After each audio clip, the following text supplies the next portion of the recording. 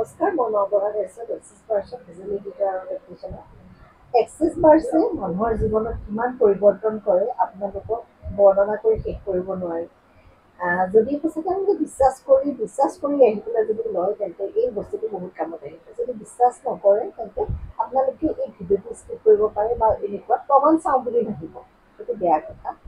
আৰু যিসকলে খুব বিশ্বাস কৰি আহিছে আৰু এক্সিছ বাৰ্ছৰ থেৰাপি এটা লৈছে তেওঁলোকে গম পায়। ইমান হাহাকাৰত থাকিলে মানুহে ডক্তৰৰ ওচৰত বাৰে বাৰে গৈ ৰাতি স্লিপিং টেবলেট খাই এগৰাকী মানুহ 25 বছৰ হৈছে। তেওঁ টোপনি নাই, খালি টোপনি নাই। ৰাতি হোৱাৰ লগে লগে চকু মেলি তেওঁ উঠি ৰাতিপুৱাই দিয়ে। সদায় কয় বা ইমান মানে স্লিপিং টেবলেটৰ ড'জ বঢ়াই যায়, তথাপিও এওঁ মানে তেখেতৰ মানে যোনে যি কয় সেইটোৱে নিয়ম মানে ডক্তৰৰ টেবলেটটো খায়েই, তাৰপিছত আকৌ মানুহে যি কয় তাকেই মানে। লাষ্টত গৈ তেওঁ এক্সিছ বাৰ্ছৰ থেৰাপিটো তেওঁ নলওঁকে ল'লেহি। লোৱাৰ পাছত একদম মই দিয়াৰ পাছতে ইয়াত এঘণ্টা টোপনি গৈছে।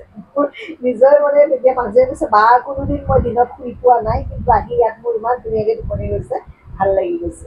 আৰু টোপনি গৈছে তেতিয়াৰ পৰা তেওঁ লাহে টোপনিটো খুব ধুনীয়া হৈছে। পুৰত টোপনি আজিকালি যায় আৰু সেইকাৰণে মানুহজনীয়ে সদায় এতিয়া মানুহগৰাকী এতিয়া নিজৰ ল'ৰাৰ লগত বাহিৰত গৈছে।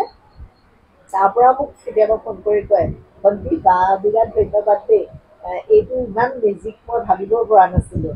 এতিয়া টেবলেটো নালাগে, কিবাও নালাগে, তুমি যিখিনি কথা কৈছিলা, যেনেকৈ কৈছিলা তেনেকৈ কৰি থাকোঁ, চান্টিং কৰি থাকোঁ।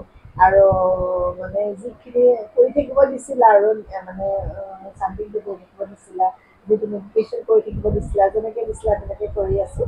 আৰু এতিয়া মই খুব ধুনীয়াকৈ টোপনি, মোৰ লাইফটো এতিয়া মই এনজয় কৰিছোঁ।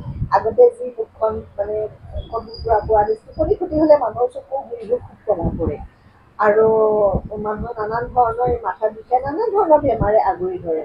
কিন্তু তেখেতৰ এটাৰ পাছত এটা বেমাৰ হ'বলৈ আৰম্ভ কৰিছিল। যিহেতু টোপনিটো তেওঁ পুৰত নহয়, যেতিয়া তেওঁ টোপনিটো পুৰত হ'ল তাৰপিছত তেওঁ বেমাৰবোৰ কমিবলৈ আৰম্ভ কৰিছে। আৰু এওঁ এতিয়া তেখেত ল'ৰা বাহিৰত থাকে, ফৰেইনত থাকে, যিহেতু চিকাগোত থাকে ল'ৰা, এতিয়া ল'ৰাৰ লগতে বাহিৰত গৈছে। খুব এনজয়।